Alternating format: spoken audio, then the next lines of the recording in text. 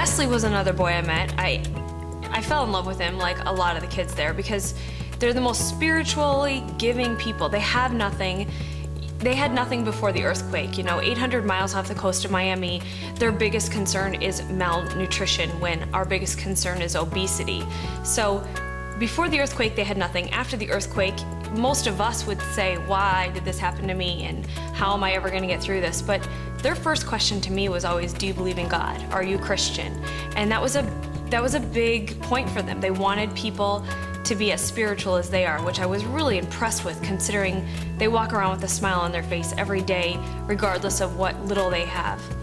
So I met a little boy, 8 or 9 years old. He had fallen a few months before I had gotten there. They don't have x-ray machines, so someone had taken screws and put screws throughout both of his arms and one of his legs. And they didn't know if they were, placed correctly or not. So we got down there. He was in a wheelchair. He had no family. And the hospital is a pro bono hospital since the Haitians don't have the money for care.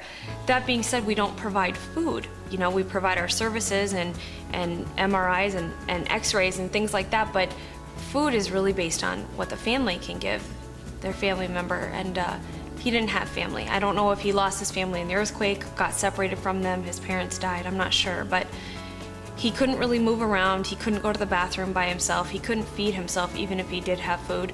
So I kind of took it upon myself to feed him 3 times a day. I brought tons of Cliff Bars down and I would just hand feed him Cliff Bars and give him water until, he smiled at me and told me that he wasn't thirsty anymore. We didn't know what would happen to him after we left. We tried to set it up to get the screws replaced, and I guess we were just hopeful after we left that the next Mayo team 2 weeks later would be able to take care of him. So I came back down 2.5 weeks later when I didn't know I would be coming back down when I left, and to set up this computerized inventory program with my husband Tyler. And one of the tents we opened up, which are their hospitals are essentially tents, he opened it for me. And I looked at him in disbelief. I couldn't believe it was him.